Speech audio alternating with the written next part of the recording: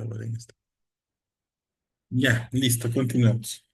Entonces, como les iba indicando, actualmente están los cables SATA, que a diferencia de los cables IDE, que me parece que transportaban información a 1 GB por segundo, los cables SATA lo hacían 6 veces más, a 6 GB por segundo, ¿sí? Ya los discos de estado sólido ya es una brutalidad, ya. eh, Inclusive, más que todo en las laptops, hay una adaptación muy simpática que yo la hago siempre. Vienen los clientes y me dicen, Juan, mi computadora está súper lenta. Está súper lenta, ya es media antigüita. ¿Qué le podemos hacer? Cojo, le veo la computadora. Tiene un disco SATA, un disco mecánico SATA, pero es un disco antiguito, a veces ya está medio dañado. Hay algunas pistas o sectores dañadas. Y, perdón, si están viendo la diapositiva, ¿no? Ujú. Sí, ya, listo. Ya, entonces, podemos hacer algo. Les detecto que ya está lento el disco duro, les digo, vamos, la-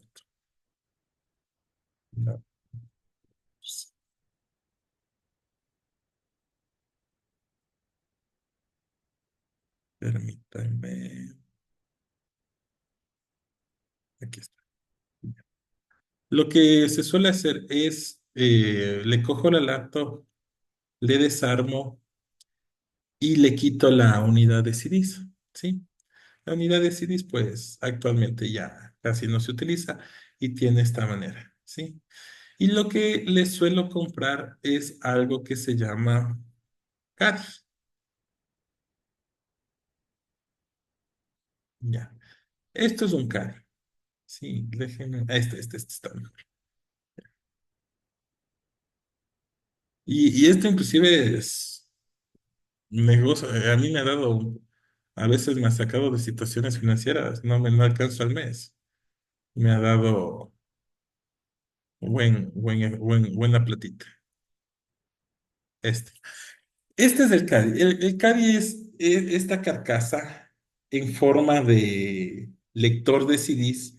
¿Por qué tiene esta manera? Porque se pone en vez de un lector de CDs. Y tiene esta conexión donde se pone un disco duro de portátil, ¿sí? Entonces, ¿qué es lo que puedes hacer? Te compras un disco duro de estado sólido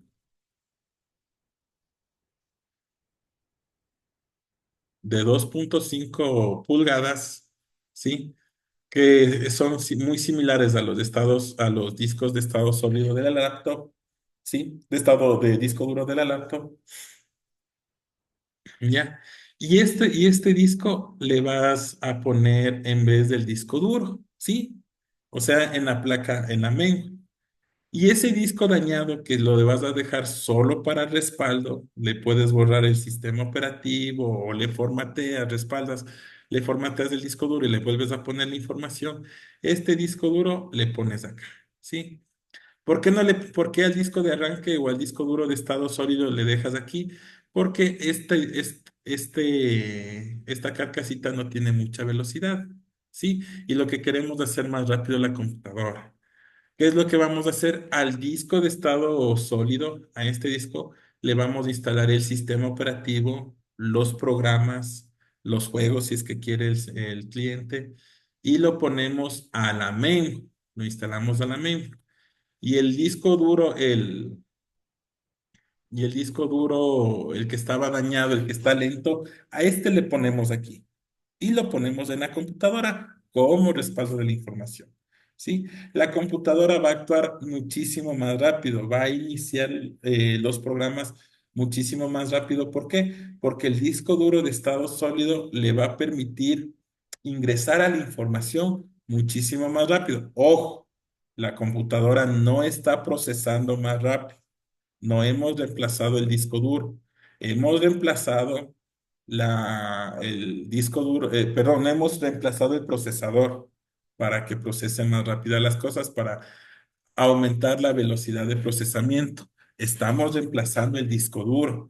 Lo que estamos haciendo es que la máquina accede a la información de manera más rápida.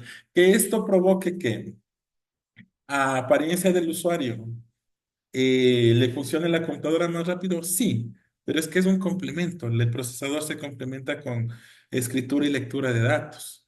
Entonces es un buen complemento. Y a la óptica del cliente te va a decir, uy, la computadora está mucho más rápida. Sí, pero estamos aumentando la velocidad para acceder a la información. Para aumentar la velocidad del procesamiento debemos cambiar el procesador. Y en las laptops no es muy conveniente porque igual hay que ver un procesador compatible o muchas veces el procesador viene soldado. Y de soldar y volver a soldar un procesador, pues no lo recomiendo. Pero algo que sí se hace como para poder potenciar o tunear lo que le saben decir a la computadora es esto, es esta adaptación. Esta adaptación es muy buena, lo he hecho varias veces. eh, bueno, dependiendo del CADI, pues me ha funcionado bastantes años en las computadoras. Nunca he tenido un retorno de garantía por esto. Lo que sí es que vienen en varios tamaños. En dos tamaños vienen estos adaptadores. ¿Por qué? Porque hay dos tamaños de unidades ópticas para laptops. Entonces, ¿cuál es la diferencia? La altura. O sea, son de diferentes alturas. ¿Sí? Unos más altos, otros no tan altos, pero sirven para lo mismo. ¿Cuál es la recomendación? Que saquen el disco duro, perdón, que saquen el lector de CDs de la laptop, vayan a cualquier centro de computadoras. Si es que están en la ciudad de Quito, les recomiendo la Avenida Colón. Desde la 10 de agosto hasta la América, hay un montón de talleres y repuestos de computadora y encuentran lo más barato. Me valen $6 o $12 máximo. Ya. Entonces se llevan la unidad, la lectora de CDs y le dicen, entrégueme un Cadi con el tamaño de esta lectora de CDs. Entonces el vendedor lo que va a hacer, va a ver la lectora, entonces le conviene esto. Y viene con la misma la misma portada, la misma carcasa del CD, obviamente el botón ya no vale, lo insertan en el computador y hacen adaptación, es muy fácil de hacerlo, ¿ya? Hasta aquí preguntas, ¿qué les pareció esta adaptación? ¿Ya la conocían, no la conocían? No, yo no la conocía. Ya. Entonces, Ah, una consulta, Juan. Tal diga, vez hay CADIs para NVMe o para M2. ¿Habrá? no, no existen, lo que sí existen, pero bueno. Existen carcasas de disco duro, perdón, existen carcasas para tener un M2 o un NVMe como que fuera un disco externo, como que fuera una flash memory, sí. Pero es buena pregunta. No he visto y no creo que existan CADI para NVMe. ¿Por qué? Porque nosotros del CADI estamos aprovechando una conexión SATA de la unidad de CDs para utilizarle como disco duro, ¿sí? Pero, ¿por qué? Porque ya existía antes. Pero un M.2, un NVMe es algo que no existía antes. ¿Sabes lo que se me está ocurriendo? Pero no creo que se lo pueda utilizar para laptops. ¿Sabes lo que se me está ocurriendo? Un adaptador PCI para un M.2. Déjame ver.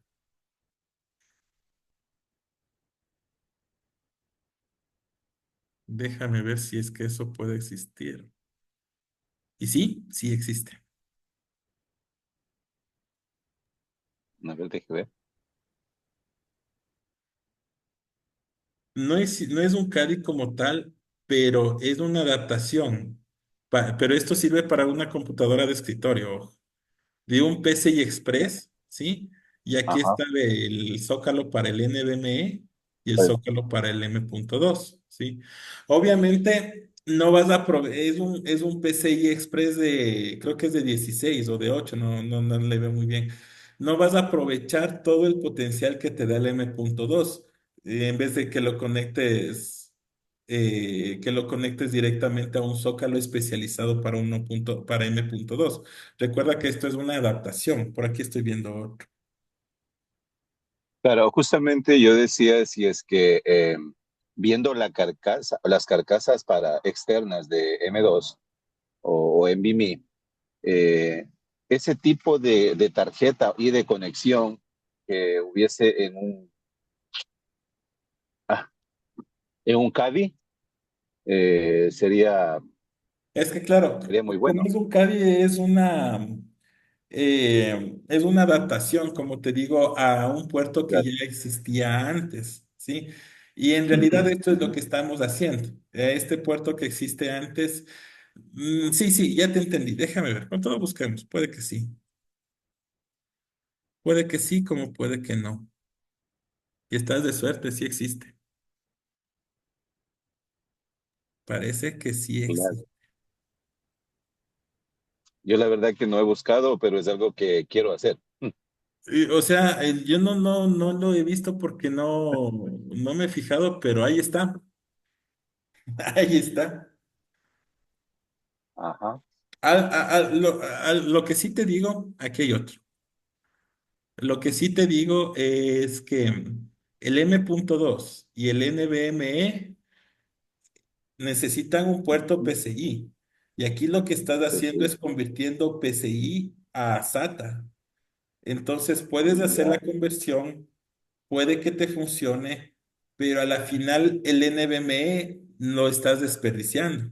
Porque me invento, no lo tengo la información a la mano, pero hagamos de cuenta que el NVMe puedes transferir a 50 gigabytes por segundo, pero el SATA solo 6. O sea, Claro. quieres meter 50 gigabytes por segundo en un canal de 6, no lo vas a poder hacer. Entonces vas a transferir a 6. Entonces, ¿para qué gastas en un NVMe que lo vas a utilizar en un SATA? Puedes gastar mucho menos dinero utilizando un disco SATA. No sé si me Ujú. entendiste. Bueno, en este caso más yo creería que es por el espacio y el Si almacenamiento, te ¿no? digo por el espacio de almacenamiento, inclusive con más razón O- un disco mecánico, Sólido. porque hay NVMe's Ok. hasta de 512 un terabyte, pero hay discos Ujú. mecánicos de 2 4 terabytes, inclusive más. Ya. Entonces, es que se me viene esa analogía, o sea, no le veo razón de ser coger un Ferrari que te va de 0 a 200 en 4 segundos, ponerle en carretera urbana. Ujú. Entonces, Sí. algo así es la reflexión. O sea, ¿existe? Ha existido. Ha existido. Me parece que son de Amazon estas cosas. Yo le puse CADI M.2, con eso le busqué. Pero no le veo Ah, mucho ya. la razón de ser porque el NVMe transfiere información a velocidades brutales. Y al rato de Pero Juan, ponerle, bueno, sí. te contaré que de pronto esto, bueno, está hoy, pero es posible que ya alguien lo esté pensando en fabricar porque es una buena opción ponerle a Sí, una laptop sí, un sí. Caddy, pero ya no con disco sólido, ¿no? O sea, claro, o sea, actualmente es que sí le veo un poquito menos, no tan necesario porque obviamente las motherboard de las laptops actualmente vienen con compartimientos para M.2 y a veces no solo uno, sino dos. Permíteme, te busco.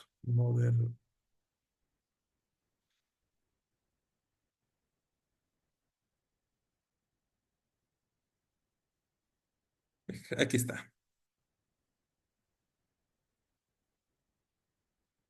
Entonces, las laptops ahora, hay muchas laptops, sobre todo las de Slim, quiere decir las súper flaquitas, súper delgaditas, vienen con estos compartimientos.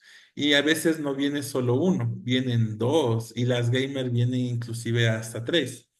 Yo tengo una laptop Acer Predator, que vienen dos ranuras de estas. Y aparte si viene un zócalo, un huequito bastante grande para un disco duro. Pero no le veo mucho sentido porque, como te digo, actualmente esto ya viene preinstalado en las mainboards de las Ujú. ya que Ya le como veo. tú me dices por espacio, por alguna necesidad particular, necesites poner uno más. Hay otra cosa importante. Esto obviamente son para las laptops antiguas, porque las laptops antiguas tenían el compartimiento para lector de CDs. Las laptops de, actuales ya no te sí, vienen con la lectora de CDs. así es, así es. Entonces, como te digo, no le veo muy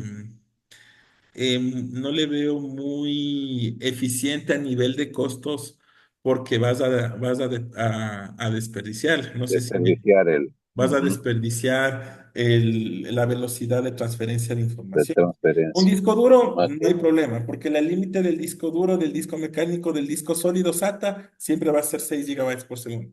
Pero un NVMe tienes muchísimo más. Es como te digo la analogía. Compras un Ferrari para ponerle en una carretera urbana. Entonces, Ujú. no le veo muy conveniente. Y por eso me gusta tener estas conversaciones, porque lo mismo sucede, vamos un poquito atrás.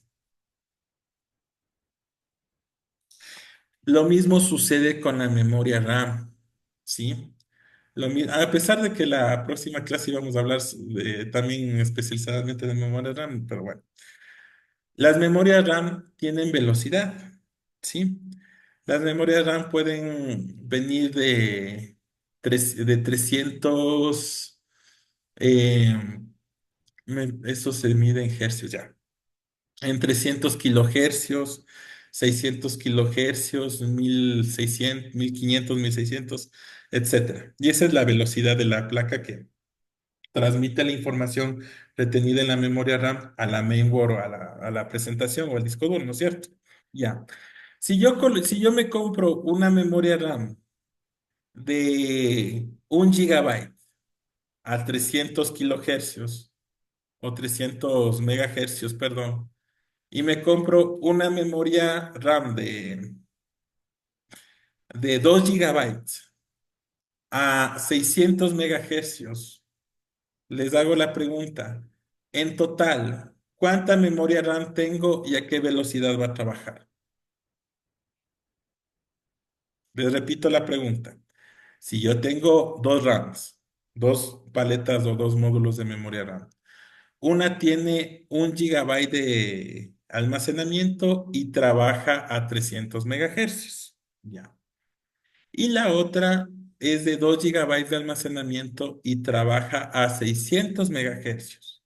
¿Cuál es la memoria RAM en total y cuál es la velocidad? Estas preguntas de examen les voy a poner de examen más bien. ¿Qué piensan ustedes? Tiene 3 gigas de memoria ¿Ya? y no sé si los gigahercios también se suman. Eso sí, no lo sé. Ya. Claro, la Sí, respuesta póngame está cero. parcialmente correcta. Se suma, sí, en la mayoría de casos se suma la RAM, pero Ya. coges la velocidad más pequeña. Mm, Lamentablemente trabajas a la velocidad más pequeña. ¿Por qué? Porque los dos canales, porque las memorias RAM tienen que trabajar en velocidad pares o en una ujú, velocidad pareja.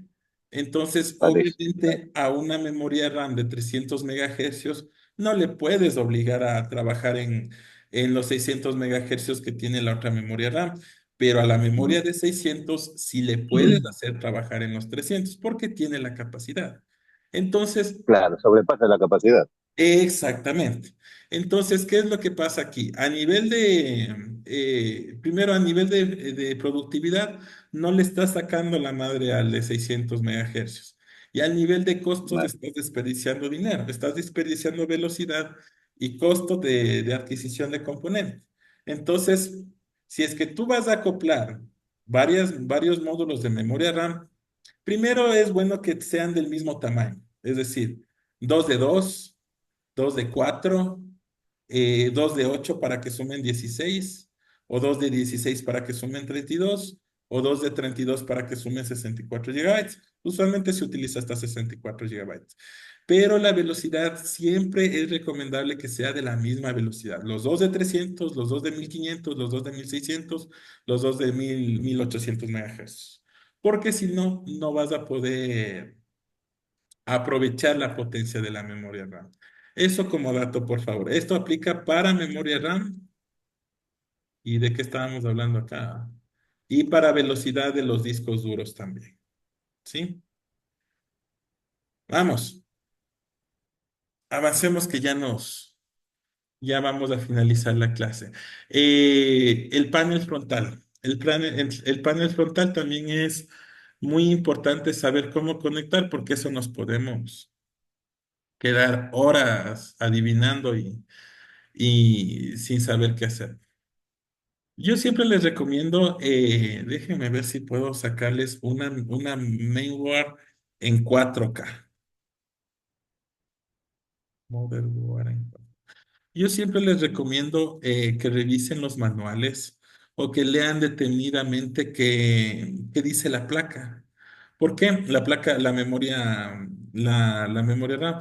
¿Por qué? Porque muchas veces la misma memoria, perdón, la misma motherboard, la misma placa les puede solucionar la vida, les puede solucionar el problema. Porque ahí mismo dice las instrucciones, dice cómo debes instalar, cómo debes ensamblar o qué debes hacer en un caso de en un caso de contingencia, en un caso de falla técnica. ¿Sí? Entonces, permítanme. Esta puede ser.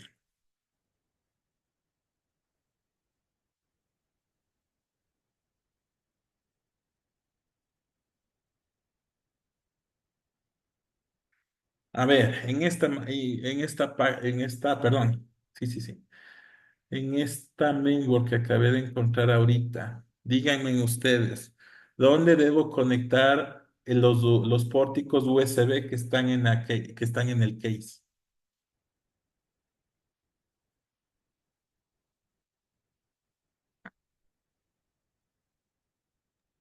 ¿Qué más está a la vista?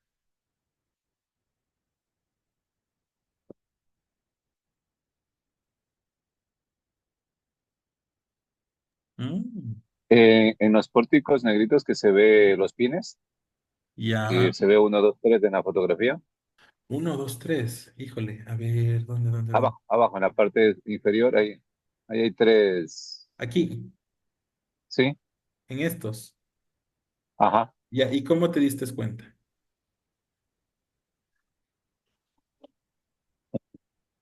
Bueno, he visto otras placas. Ya. Pero verás, Sí. está correcto, está correcto. Pero para una persona que todavía no tiene experiencia, ¿sabes cómo te puedes dar cuenta? Aquí dice USB, USB 3, acá dirá el USB 2 y acá dirá el USB 1. Es decir, la Bueno, placa es que misma. a simple vista no lo veía, por eso. Ah, bueno, está bien.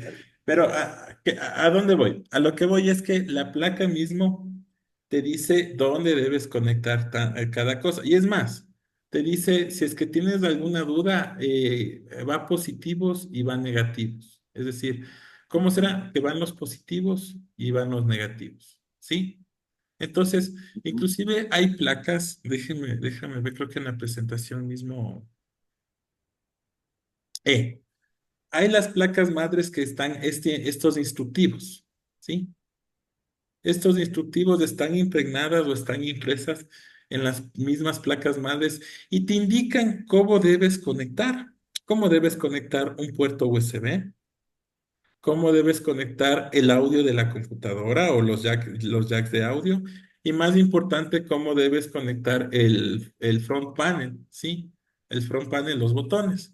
Y aquí mismo te dice, tú tienes en la mayoría de casos tienes estos conectores. El Power Switch o el Power SW, que es el botón de encendido y apagado, que es el mismo botón. El Reset Switch, que es el botón de reset. Aquí están los foquitos. Este es el foquito de encendido, ¿sí? El foquito verde. Está el negativo y el positivo. Y el foquito del disco duro, hard disk LED, eh, que es el rojo, ¿sí? Ya. Y siempre hay, o la mayoría de veces, si no podemos buscar el manual, te dice cómo conectar el HDD LED, el positivo y el negativo. El positivo es el rojo, ¿sí? Y el negativo es el blanco, ¿ya? Y el Power LED, el foquito, el foquito verde, el positivo es el de color verde y siempre, casi siempre el blanco es el negativo. El Power Switch, ¿sí? El Power Switch, viendo cómo el negro es el que hace el contacto y el GND o el ground, que es el de tierra. Sí, y el reset switch, que el reset el azul es el de contacto o el de color es el blanco, y el blanco casi siempre es el de tierra, el ground. ¿Sí? Ya. Bueno, aquí la palabra dummy siempre lo ponen a veces lo ponen en los instructivos porque dicen que son antitontos, pero más bien es porque nos quieren dar más, las instrucciones más detalladas. Y aquí yo igualmente les estoy dejando un mapeo de, eh, de lo que sirve cada uno de los conectores, ¿sí? Tanto en el USB, en el de audio y en el que es más importante el panel frontal, que es básicamente lo que les acabo de explicar. Muy importante, la mayoría de conectores trabajan en 5 voltios, ¿sí? La mayoría de conectores USBs y conectores de funcionamiento trabajan en 5 voltios. Hay uno que otro componente que me parece que es el disco duro, la unidad de CDs, una tarjeta que trabajan en 12 voltios. La tarjeta de video, dependiendo de la tarjeta de video, trabajará con más voltaje. Listo. ¿Preguntas?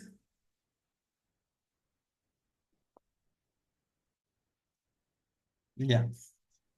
La Ahorita parte de no. los... ¿Perdón? No, no, estimado Juan, podemos continuar. Listo, muchas gracias. La parte de los ventiladores. La parte de los ventiladores a veces actualmente lo ponen más que todo por estética, porque vienen con los foquitos, vienen con las lucecitas, pero cumple un papel importante. Como nosotros habíamos dicho, eh, la computadora genera calor y no solamente por el procesador, que es el componente que más genera calor. Puede generar calor la tarjeta de video, ¿sí? Puede generar calor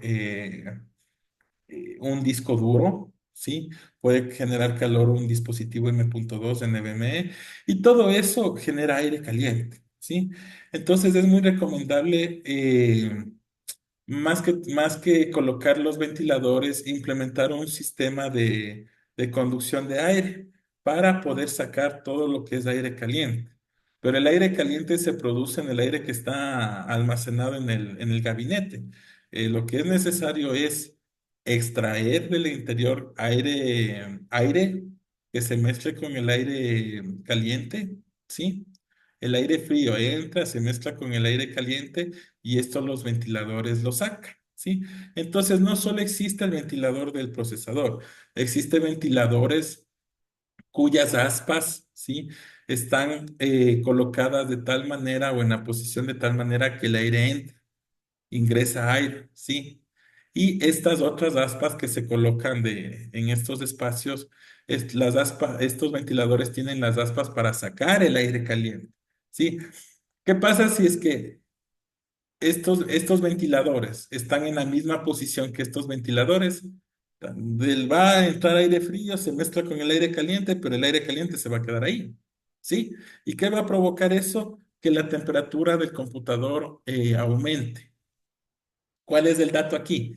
Un procesador puede llegar a operar hasta máximo los 100 grados centígrados. Si pasa los 100 grados centígrados, empieza a quemar el computador, a derretir los componentes y puede quemarse el computador. Afortunadamente, los computadores actuales tienen un sensor de temperatura el cual advierte que si el computador pasa los 100 grados, el procesador pasa los 100 grados de centígrados de temperatura, se desconecta, se apaga en seco, se apaga como plancha. No sé si les ha pasado.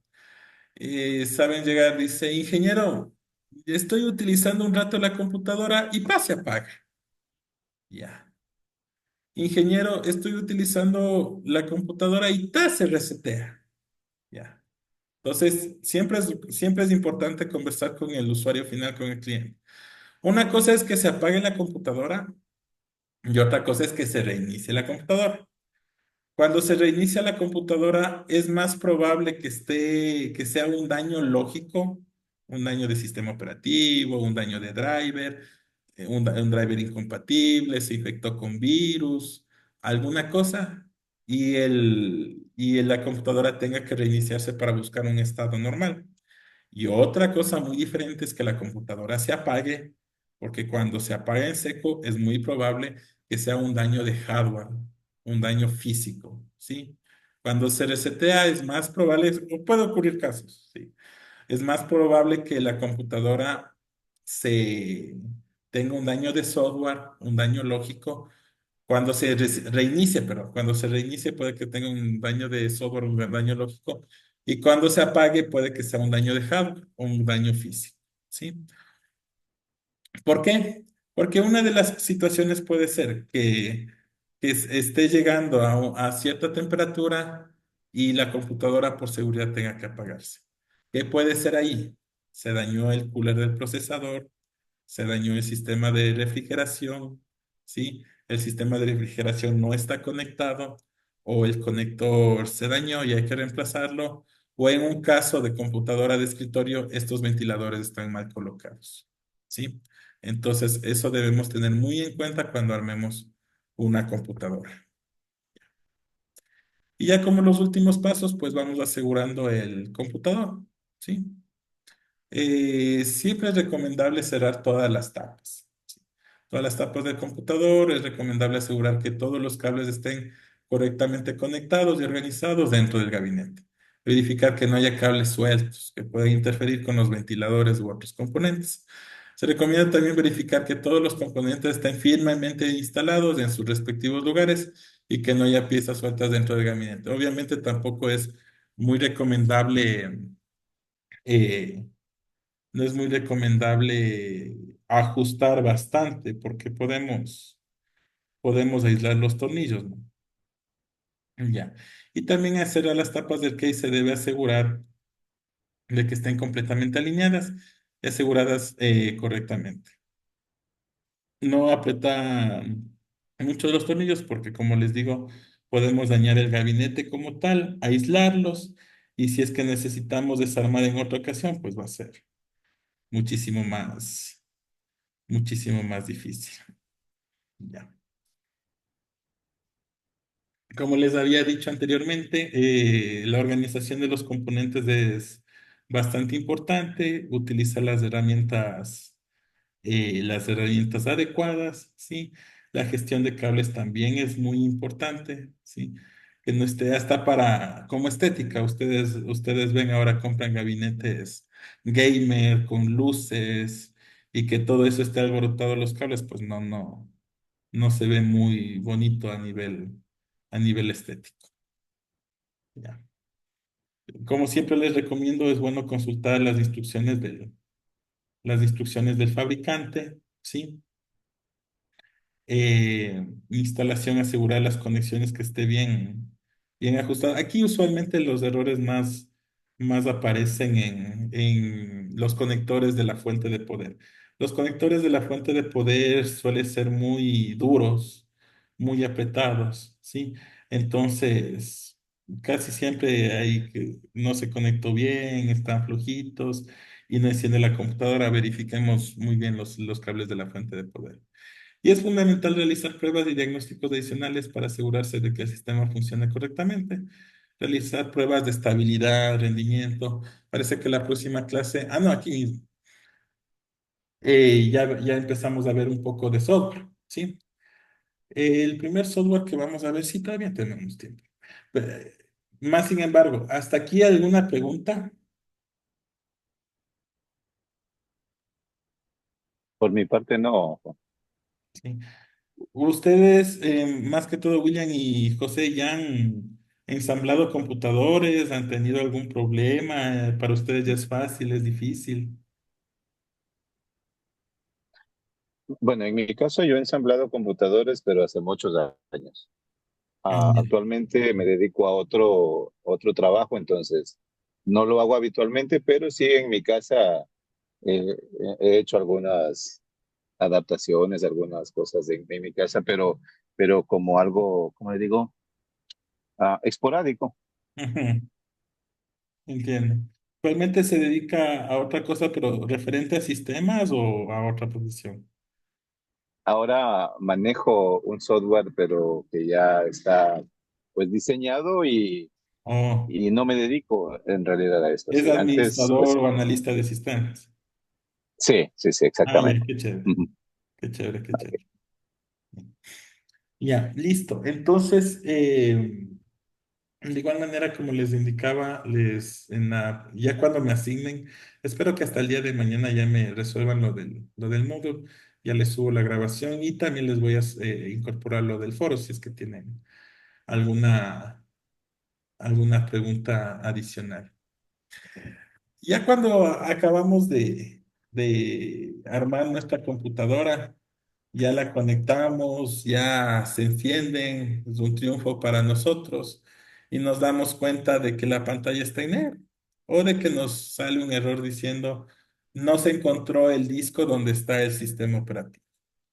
Y nosotros a veces nos asustamos porque dicen, no, yo sí instalé el disco duro. Sí, el disco duro está instalado, pero lo que intenta decir la computadora es que no hay sistema operativo y tenemos que instalar un sistema operativo para que lo podamos empezar a administrar o que este sistema operativo pueda administrar los recursos de hardware que tiene el computador que instalamos.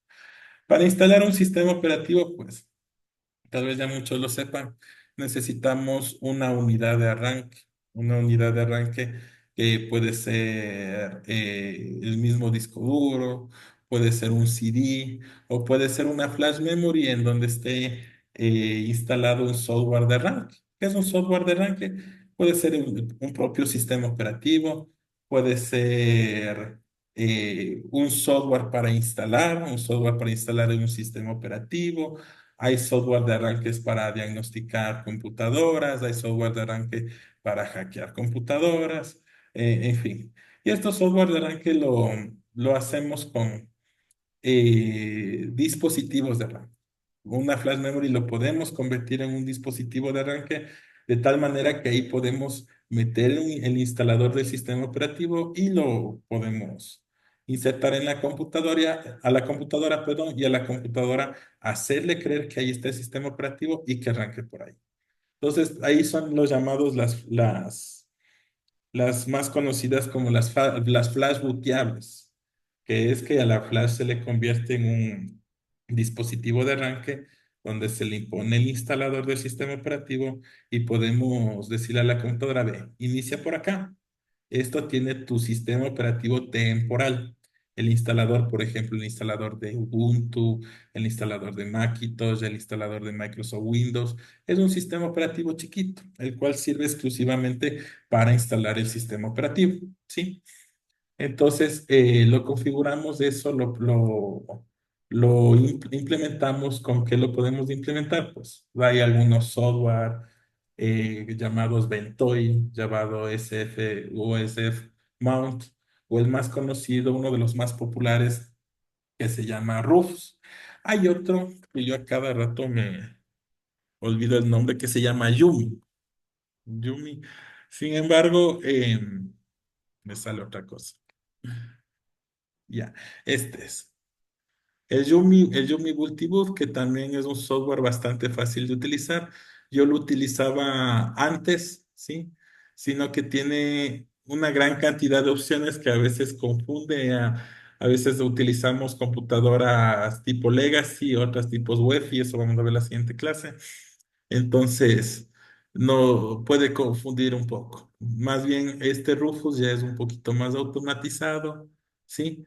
Entonces eh, es mucho más fácil de utilizar en la plataforma. Igual les voy a poner la descripción. y enlace más que todo para que se descarguen este Rufus, que es el más fácil de utilizar. Ventoy es un software de código abierto que te permite crear dispositivos USB o arranque multibuteo. Eh, esto significa que solo lo puedes utilizar en un dispositivo USB para almacenar no solo uno, sino múltiples sistemas operativos. Cuando inicias el computador te puede dar algún menú en el cual tú inicias el sistema operativo que tú tienes configurado o los sistemas operativos que estén configurados, los seleccionas y arrancas por ahí. ¿Sí? OSF Mount y Rufus básicamente tienen la misma función de crear dispositivos de arranque con uno o con varios sistemas operativos. Rufus me parece que solo con uno. Si quieres con varios sistemas operativos, puede ser Yumi, la opción indicada.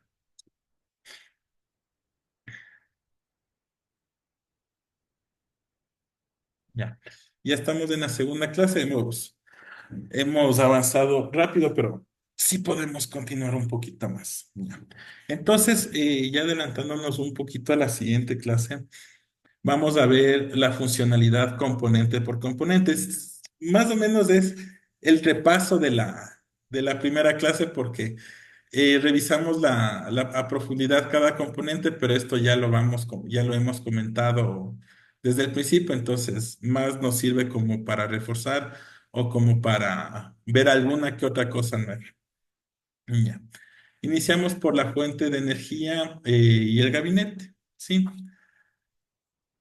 La fuente de poder propiamente proporciona la energía eléctrica necesaria para todos los componentes del sistema y que el sistema funcione correctamente. Nosotros anteriormente hemos visto que la mayoría de los componentes funciona a 5 voltios, funciona a 12 voltios y uno que otro funcionará a mayor voltaje.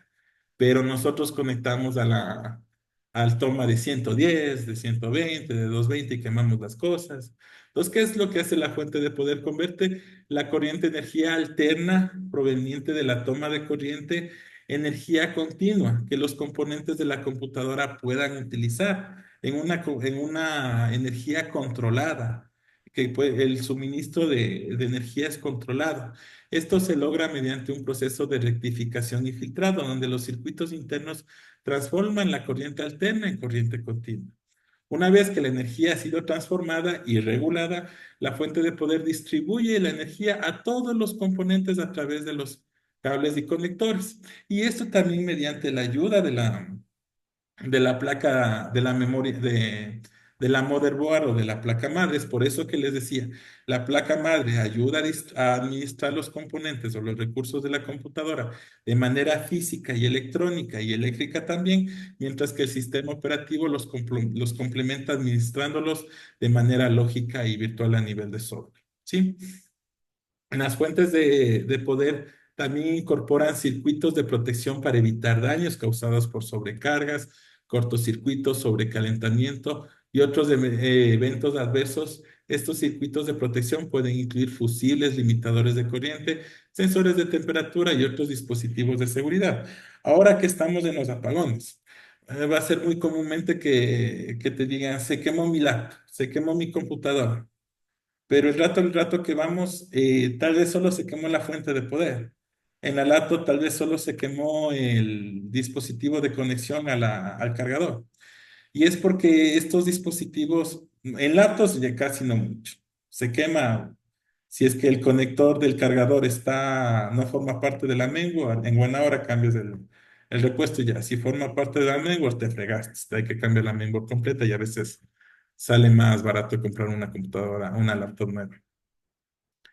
En el caso de la computadora, de una laptop, de una computadora de escritorio, perdón, es mucho más sencillo y es más probable que por proteger todos los componentes de la computadora haya explotado algún fusible, algún imitador de corriente, algún diodo de la fuente de poder y lo quemó. Pero hasta ahí llegó el cortocircuito.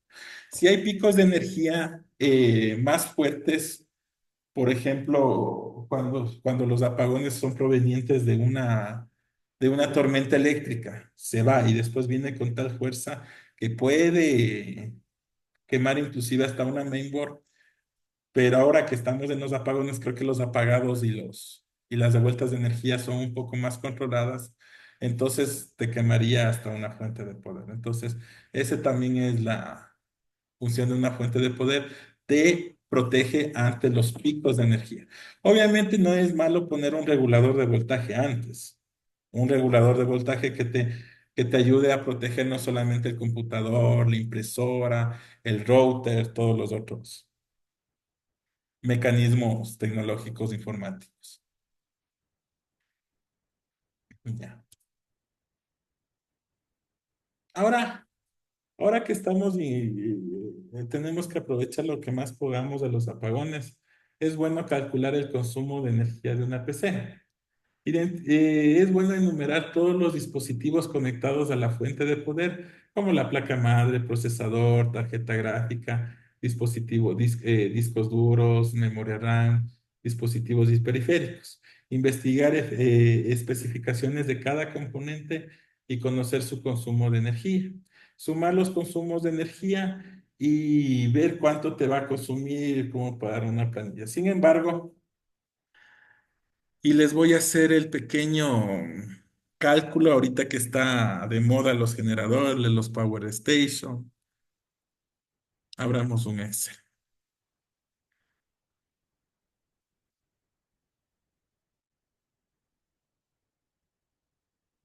Me imagino que han de ver, hasta yo estoy comercializando. Me imagino que ya han de ver las propagandas. Compra los generadores, compra las Power Bank, compra las Power Station. Y por ejemplo, viene un Power Station y te dice, mi Power Station es de 300 watts. Puedes ocupar los 300 watts de la Power Station. Pero al lado te dice, pero es de 234 vatios hora. ¿Sí? Ya. ¿Qué quiere decir esto? Que yo siempre pongo como referencia un router, acá pongo. Sí, sí se distingue o le hago más grande. Sí, se dice. Ya, ya saben. Siempre pongo un router que te consume 10 watts y pongo una laptop que te consumirá unos 60 watts. Entonces, yo digo, y ese Power Station, y este es el Power Station.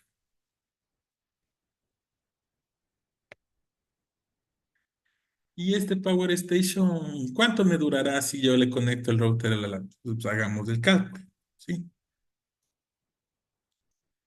Sumamos el consumo total, como nos dice la presentación, y ay,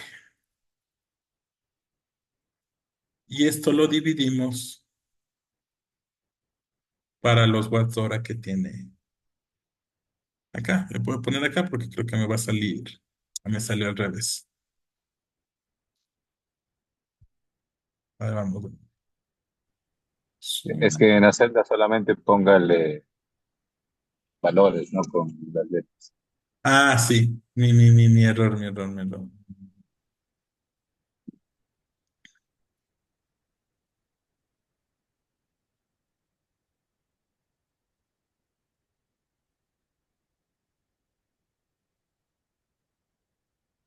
Igual no me está.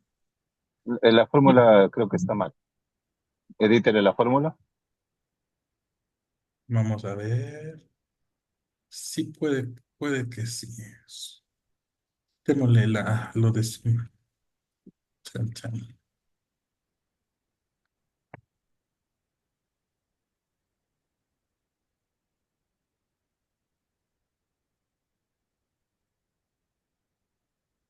No, debe estar mal ahí. Ah, edítele la fórmula que no la veo. Ahí ya ve, Ahí ahí está. dice, Pero creo que es más póngale los C2, bebés. eh, póngale C2, luego entre paréntesis, o C2 dividido, y abra paréntesis, Ay, ahí ya te eh, entendí. C3 más C4. Sí, sí, la posición estaba mal. No, no, Me faltó. ahí es dividido, pero ahí es Sí, más. ya, Ya ahí es, sí, es- ya, ya. Perdón, más bien, a mí me estaba fallando la aritmética. Ya. Entonces, todo, todo el consumo todo el consumo de los componentes que yo voy a utilizar tiene que ser dividido para el total de la batería de vatios horas. Entonces, quiere decir que yo consumiendo con un consumo de 60 vatios, tomando en cuenta que tengo 234 vatios hora, a mí me alcanzará unas 4 horas de consumo, ¿sí? Y, por ejemplo, aquí hay otros que son de 1000 y aquí otros son de 864. Este es el valor que tenemos que tomar en cuenta. No tanto este que es de 1000 voltios, sino estos, los voltios hora, ¿ya? Entonces, tomando en referencia con esto, ahí me dura recién, y esos, vean, solo para el router y una laptop, me durará lo que la semana anterior nos puso el gobierno, que eran las 14 horas de apagones, ¿sí? Con una batería de 1000 de 864 vatios hora. Sí. Estos son grandes. Hay las baterías chiquitas, las que vienen de 10.000 miliamperios. Esas obviamente duran menos y son más recomendables solos para el router. Sí. Ahora el tema con los UPS, y ese les voy a dejar tarea para ustedes. En los UPS no vienen ni de vatios ni de voltios hora. ¿Qué vienen los UPS? En kVAs o vienen en VAs. Entonces, ¿qué es lo que hay que hacer? En los VAs hay que transformar a vatios hora y después hacer el cambio. Eso ya les dejo a ustedes. Y entonces, muchas veces nos ofrecen los generadores, muchas veces nos ofrecen los Power Station. Y bueno, en estos últimos minutitos cabe conversar de eso. ¿Cuál es la diferencia entre el generador y el Power Station? Pues yo siempre, y esto de igual manera en términos de seguridad informática, un Power Station te almacena energía. ¿Te almacena energía para qué? Para un contingente, para una emergencia. Es como antes habían los UPS. Los UPS te servían para cuando se iba la luz y te servían unos 20 minutitos. Ya. Pero esos 20 minutitos apagabas la computadora, guardabas la información, los archivos y apagabas bien y ya pasaba. O imprimías lo último que tenías que imprimir, aunque los UPS no eran buenos para las impresoras. Ya. Y parabas. Ya, los Power Station es para eso, para un contingente. Las baterías grandes, las celdas, los bancos de batería. Es para que puedas acabar tu trabajo, sea en las próximas 3, 4, 5, 8 horas puedas acabar tu trabajo y tu negocio o la empresa donde estés trabajando no se vea muy afectado. Pero ¿qué es el generador de energía? El generador de energía son esos motorcitos donde ya le pones gasolina, donde ya le pones el diésel y te siguen funcionando. Te siguen funcionando y si es que se acaba la gasolina, simplemente le pones más y eso te sigue generando energía. Eso ya no es un contingente, eso es una continuidad de la operación, una continuidad del negocio. Entonces eso te servirá para un restaurante, para un localcito, para un salón de belleza, en la que necesites seguir continuando con el negocio con todas las luces prendidas, no, con lo mínimo. ¿Por qué? Porque bien puedes gastar más en gasolina que en la planilla de luz por no saber cómo optimizar tus focos, tu energía eléctrica. Entonces, esa es más o menos la diferencia. Si es que yo necesito acabar mis trabajos, consultar alguna cosa de internet, acabar los deberes de la universidad, ¿qué voy a escoger? ¿Un Power Station o un generador de energía?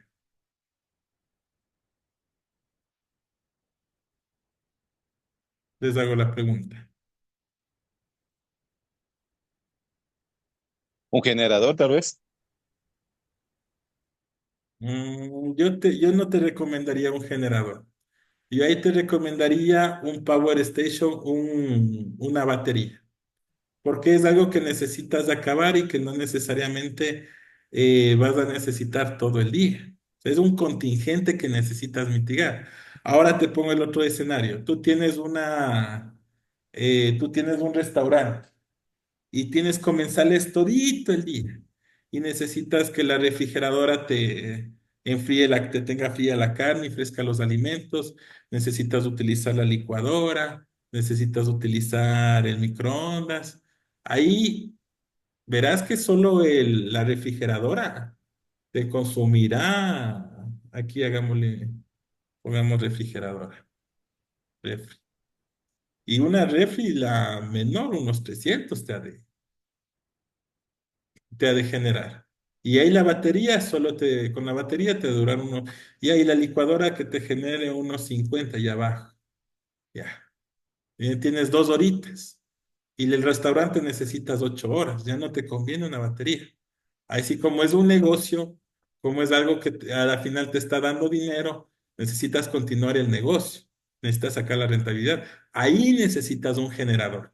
Porque mientras le sigues poniendo gasolina, le va a generar luz. Ojo, los generadores funcionan a través de un motor que convierte la energía el que convierte el combustible, que convierte los químicos en energía magnética y la energía magnética en energía eléctrica.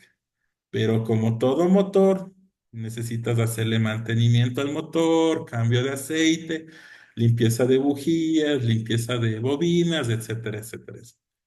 Ojo, entonces si es que necesitan en realidad en la casa utilizar qué, piensen si es que de verdad necesitan un generador o tal vez con un power bank, un UPS, un banco de energía, que es más barato obviamente, lo pueden solventar. Me dicen, ingeniero, es que la refrigeradora. O sea, compra menos alimentos, es un contingente. Estamos en estado de emergencia, estamos en estado de contingencia. ¿Qué significa comprar más alimentos enlatados, menos alimentos que necesiten refrigeración y con eso seguir la contingencia? Que esto no es que estamos en un diario vivir, estamos en una contingencia, estamos en un estado de emergencia. Quito ha sido declarado en estado naranja por los apagones y por la inseguridad, pues estamos viviendo una contingencia y por ende debemos tratar de reducir todo. ¿Ya? ¿Listo, jóvenes? ¿Alguna pregunta? ¿Alguna sugerencia? ¿Les gustó? ¿No les gustó? Muy buena la clase, solo que muy poco. Sí. O sea, yo más que todo por mi trabajo, solo puedo dar las clases fines de semana, que son las cátedras especiales de conocimiento, me parece que les llaman, que solo dan 6 horas. O sea, tenemos 3 horas, la siguiente semana seguimos con las siguientes 3 horas, pero de ahí es una materia, puede durar todo el semestre si es que vamos profundizando. Sin embargo, se les da las pastillas más importantes, más básicas, y pues las siguientes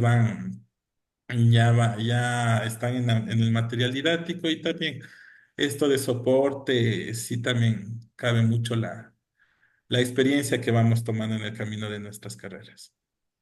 No, Listo. sí, verdad está muy interesante todo, sí. Lo único que digo es que es muy corto el tiempo porque esta Claro, materia o estos temas abarcan muchísimo más tiempo. Y bueno, sí, es verdad, los tips que nos está dando son muy, muy importantes, muy necesarios, muy enriquecedores para adquirir más conocimientos también. Y eso, nada, excelente todo, buena clase. más bien, muchas gracias por el apoyo.